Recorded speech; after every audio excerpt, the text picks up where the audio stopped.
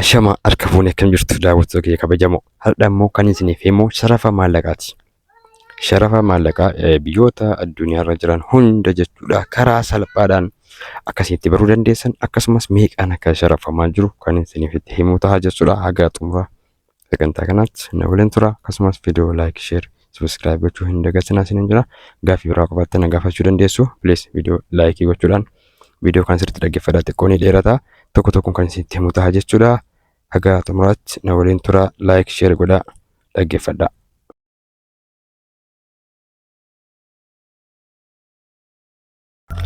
Egaa kabajamtoota kee walitti deebineerraa sharafa maallaqaa guyyaa guyyaadhaan baruudhaaf appilikeeshinii kan isin barbaachisa.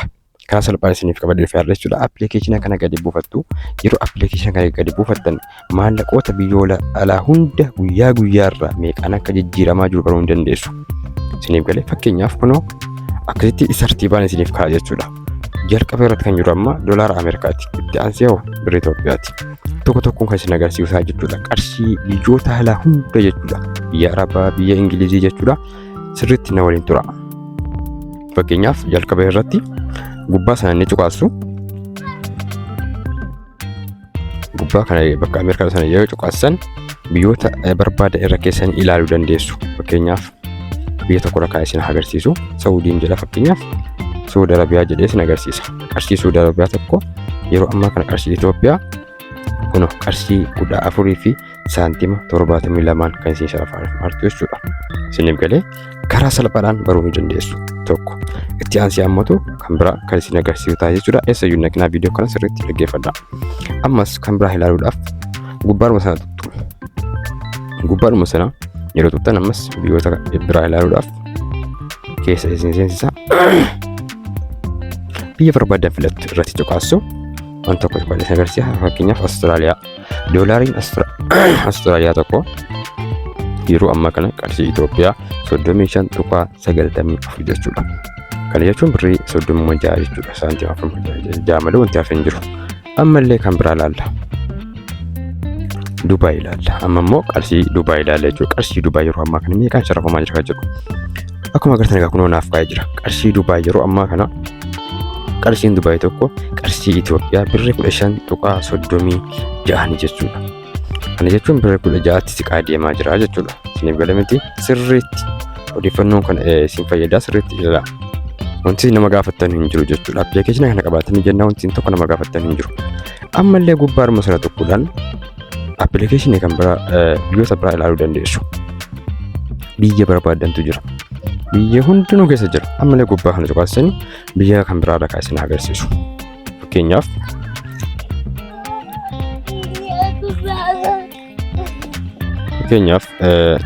Bahrain kana ilaallu. Bahrain diinaara birriin Bahrayinii qarshiin Bahrain kun diinaara. Qarshiin Bahrain tokkoon isii jechuudha. Qarshii Itoophiyaa 146.5 kanaan kan sharafamaa jirtudha jechuudha. Isallee karaa gabaabaadhaan beekuu ni dandeessu jechuudha. Egaa akkuma kanaan biyya barbaadan hunda irratti cuqaasanii jalatti qarshii Itoophiyaa isiniif kaa'aa tartiibaan isin mul'isa jechuudha. Fakkeenyaaf amma kun yuuroodha. Yuuroon tokko qarshii Itoophiyaa 58.82 kan isin sharafamaa jirtu jechuudha. 58.82 jechuudha. Yuuroodha. Ammallee kan biraa ilaaluu dandeessu Qatar. Qarshii Qatar tokko yoo fudhanne fakkeenyaaf qarshiin Qatar tokkoonis meeqa akka taatu waliin ilaalla. Qarshii Itoophiyaa 15.17 jechuudha. Kun akkuma agartan qarshii 15.17 jechuudha kan isin sharafamaa jirtu. Kunneen karaa baankota idilee addunyaatiin kan addunyaa wal jala jijjiirtee fayyadamaa jirtudha jechuudha. Barbaade boriin qannasaa yoo barbaade ammoo hin dabala. Sharafni kun jechuudha bakka tokko hin taa'u.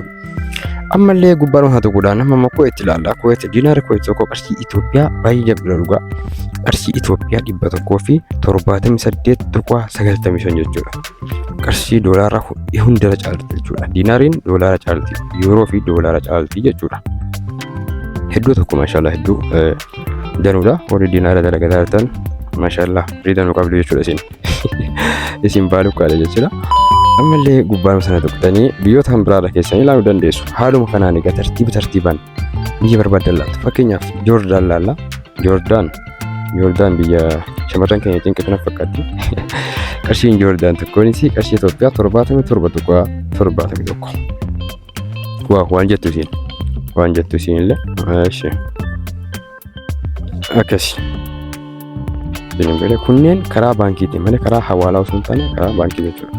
Kun egaa akkuma argitan torba tokko jechuudha. Ammallee tuqaastanii kan biraa ilaaluu dandeessu. Salphumatti egaa appilikeeshinii kana yoo buufattan sharafa maallaqaa idilee addunyaa guyyaa guyyaarraa ilaaluu ni dandeessu jechuudha. Fakkeenyaaf amma Ijipti kana ilaallu Masrii.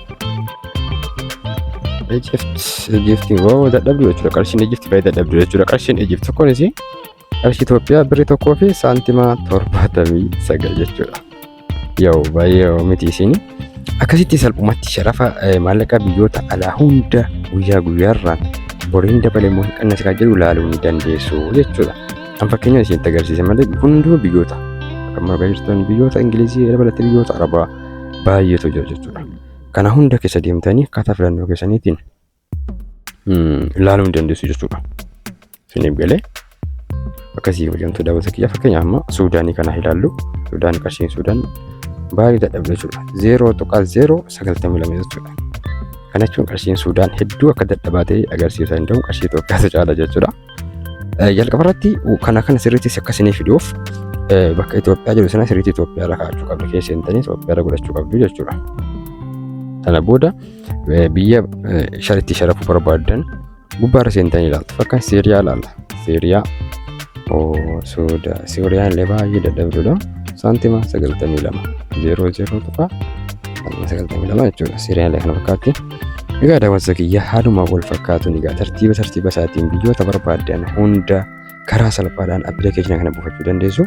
Appilikeeshina kana as gubbaarra isiniif ka'a. Pilaastorii irraa argachuu dandeessu jechuudha. Yamaniidha kun immoo qarshii Yaman tokkoonis 0.22 jechuudha. Yaman illee baay'ee dadhabdudha.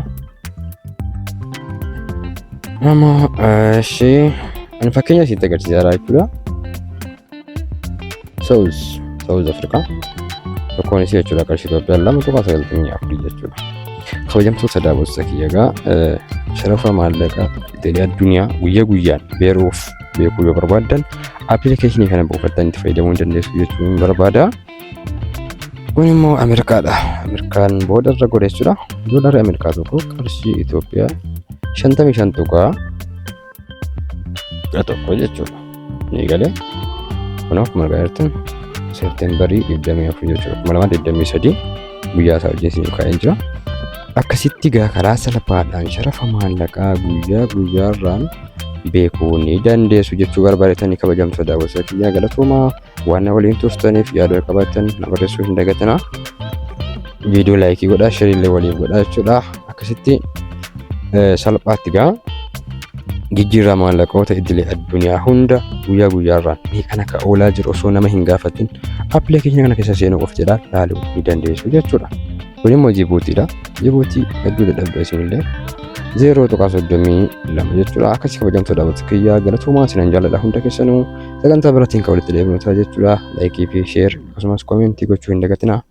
Sagantaa biraatiin hagaa walitti deebinutti nagaan naaf turan jira isinan jaalladha hunda keessanuu thank you so much. Malkaam jenneerra yeroo gaarii.